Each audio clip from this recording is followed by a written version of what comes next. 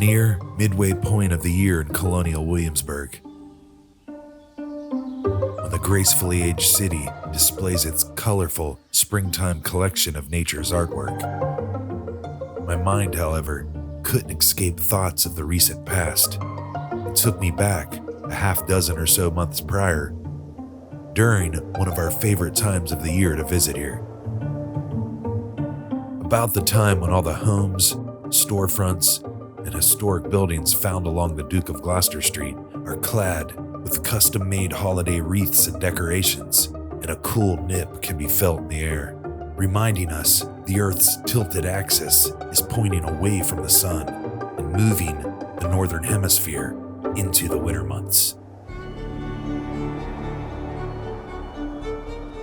And it's in those colder months when the inquisitive visitors of Williamsburg often enjoy, more than any other time of year, a hot caffeinated beverage from one of their favorite coffee houses. In the mid-18th century, the same was true, and coffee houses were found throughout the colonies. From within, confidential whispers were carefully circulating, and oftentimes fueled by coffee and the hopes of revolution.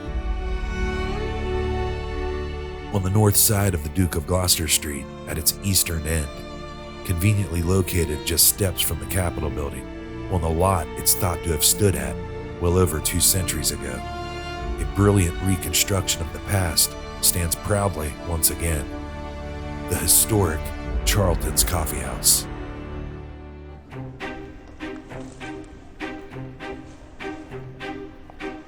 Seen as a semi-secretive haven for kicking back with warm, heartfelt discussion, the coffeehouse was an ideal environment for talking business, endeavoring plans, or sharing the latest sensitive details regarding new laws set forth by the British Parliament.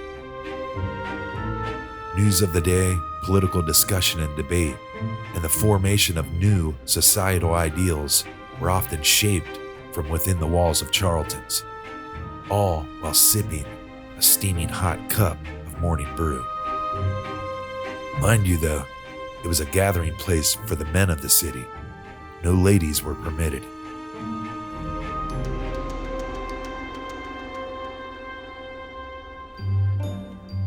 The R in the shop's title stands for Richard Charlton, a local wig maker and barber who lived in Williamsburg in the mid-18th century, who took possession of what was once a storehouse sitting at the end of the Duke of Gloucester Street and turned it into a coffeehouse.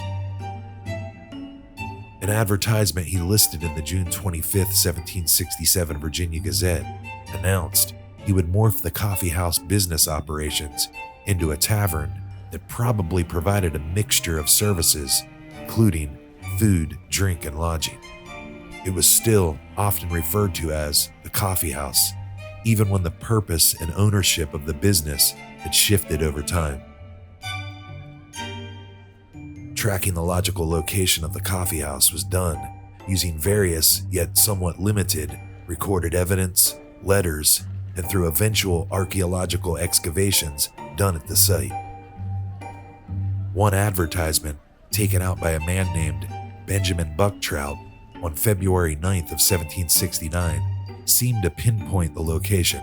The ad offered to lease the brick house opposite the coffeehouse and nigh the Capitol.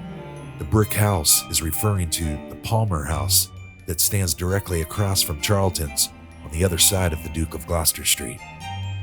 A rather clear indicator that Charlton's Coffeehouse indeed originally stood along the Duke of Gloucester Street in front of the Capitol. My friends, it's been my privilege to walk this experiment of beginning here in 1776, the year for our independence. As we were exploring the exterior of Charlton's and admiring the views of the Capitol, the words of James Madison, portrayed in year 1782, echoed throughout Colonial Williamsburg from the Charlton stage behind the coffeehouse. My name, good people, is Congressman James Madison, at your service. Madison was heavily involved in Virginia politics throughout the Revolution, eventually becoming the 4th President of the United States in later years. As as to the reason why we find ourselves herein assembled. 6 years ago, my worthy friends, we embarked upon a singular experiment. An experiment that philosophy has waited for, an experiment that humanity has sighed for, from the most remote ages of our common experience. At 25, he attended the 5th Virginia Convention that took place in Williamsburg in 1776, when the colony first voted for independence. 6 years ago, we resolved unanimously for an independency from Great Britain. With that raised a new system, a system not derived from the power of kings, of crowns, of potentates, or parliaments, but instead a system derived from the legitimate power of the people and the fundamental maxim that they are capable of governing themselves. His presentation on the backlot of Charlton's on this day detailed the shortcomings of the Articles of Confederation, America's first constitution. What do we witness when we look to the American theater at this present moment? While we look and spout the great victories of this war, simultaneously we witness the deficiency of our national charter. The Articles of Confederation, last year ratified, still proving inefficient in guaranteeing this union of the states. Before the ratification of the Constitution, it wouldn't come as a surprise if Madison and 2 others, secret of rule in writing a collection of essays known as the Federalist Papers, were carefully undertaken with a coffee cup nearby. The articles helped sway public opinion and persuaded fellow delegates the importance of ratifying the Constitution. We had the opportunity to choose for ourselves whatever system of government is most conducive to our life, to our liberty, to the pursuit of our happiness, to these rights that are derived from human nature. With that opportunity, we chose the most volatile, detrimental, and turbulent system of government imaginable. We chose 13 separate, free, and independent republics. Throughout the Constitutional Convention of 1787, of which the original purpose was to revise the Articles of Confederation, Madison would strategically record detailed notes so future historians could understand the complexities and importance of the new form of government proposed at the convention. Daily debates, which resulted in the drafting of the current United States Constitution. Through this bloody war, we have endeavored to prove history wrong.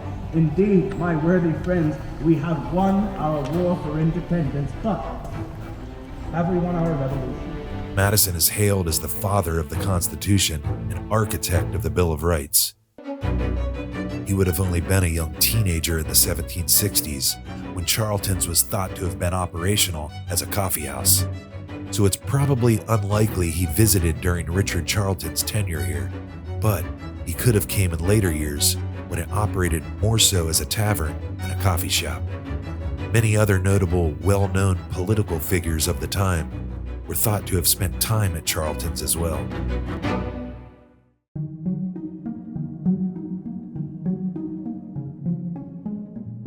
Visitors to Williamsburg can experience what it's like to visit a colonial-era coffeehouse and go inside each of the rooms found inside Charlton's during a guided tour.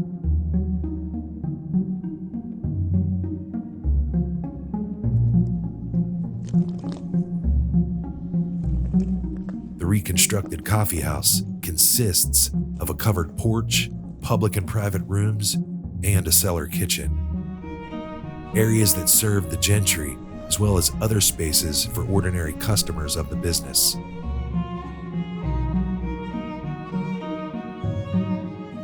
This is one of our newest reconstructed buildings that's been reconstructed for about, going on 13 years now. So all of our buildings that are reconstructed are done so on their original foundation.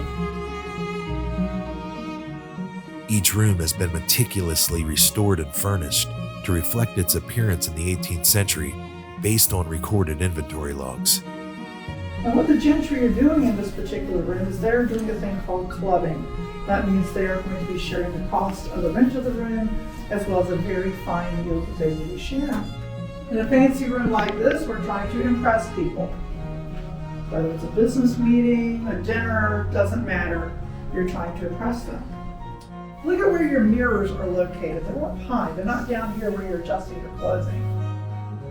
And we're going to take our candles, put them in our sconces, put them in front of our mirrors, and we have a lot more light. Okay? All of these things scream gentry. So when we're reconstructing, our cabinet makers are making the furniture. The joiners doing the finishing touches in this room. The carpenters raise the walls.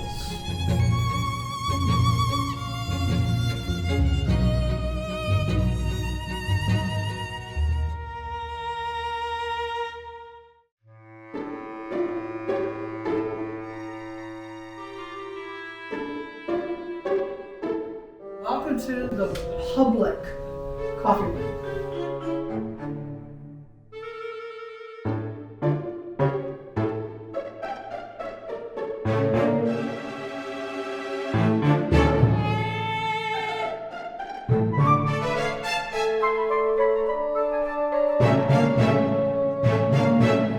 So yeah, Coffeehouse, we are serving stimulating beverages and we are going to stimulate conversation. Anybody coming off the street who can afford the beverages that we serve here is more than welcome to occupy this space.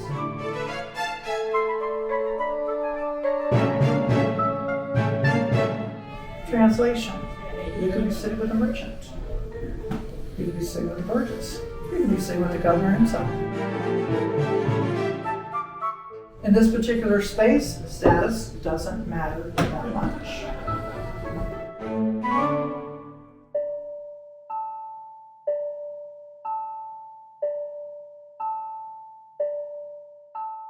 Over there is Mr. Charlton's office.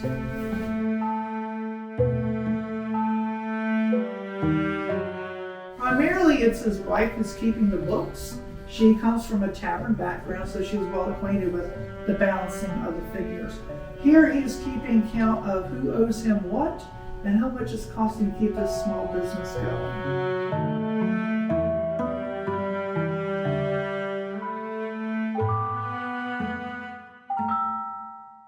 So this room is being set aside as another private dining area, or it can be used for scientific discussions. To encourage those conversations, we have a box of curiosities. We have two things that are fake in there. One is a bald eagle skull, and the other one is a piece of amber. Everything else in there is quite real, I assure you.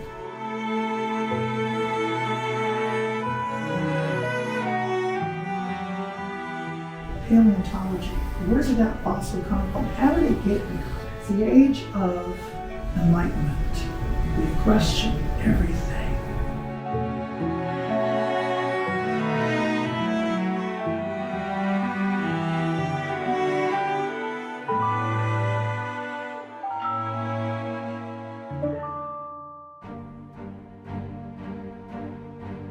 Charlton's Coffeehouse was operational during the 1760s at a point in time when political turmoil in the colonies would have been heightened due to a new direct tax imposed by British Parliament known as the Stamp Act. The act would force all colonists to pay a tax, which was represented by a stamp, on all printed materials such as newspapers, magazines, and legal documents.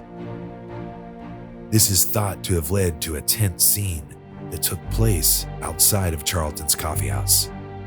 British Stamp Act distributor George Mercer was said to have been confronted by an angry mob of protesters.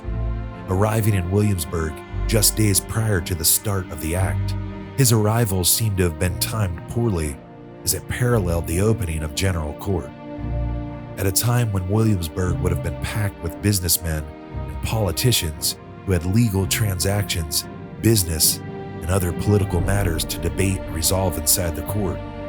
Some of the same men elected to represent Virginia in the House of Burgesses, and men who would have shown strong opposition towards the agent sent into the capital city. His purpose for being there was to deliver and sell the very stamps that would help carry the Stamp Act to fruition.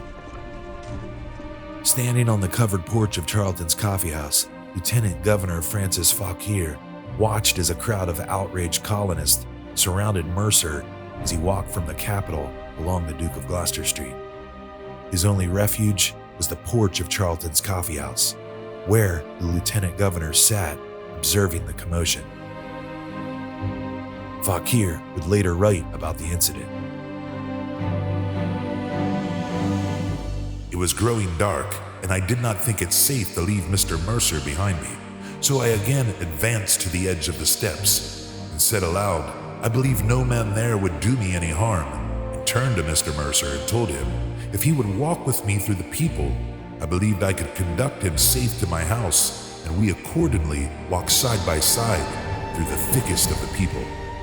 The angry crowds opposing the enforcement of the Stamp Act demanded Mercer resign his role as its distributor. He refused, but shortly thereafter agreed to not distribute the stamps until he received further orders from England and the approval of the General Assembly of the colony.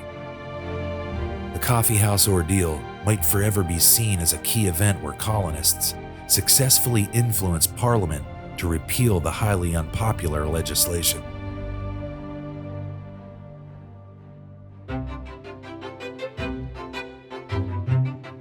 After exploring the first floor of Charlton's, the tour descended into the cellar of the Coffeehouse, where we would have the opportunity to sample some warm, captivating refreshments inspired by 18th century coffee shop recipes.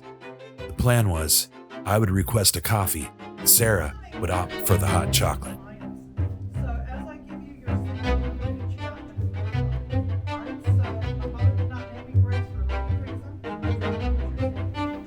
After the removal of the Dora Armstead home from the property, a Victorian home that was removed from the original Coffeehouse lot, archaeological digs at the site unearthed the remains of coffee pots, kettles, and coffee cups, as well as hundreds of items related to the service of tea.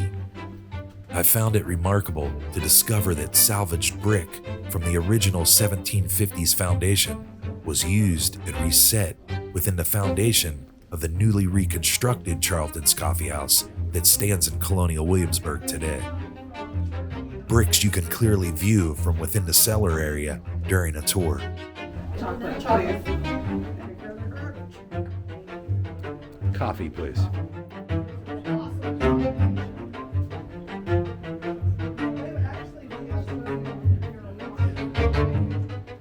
Oh, is this chocolate? That is chocolate. Ah, lass.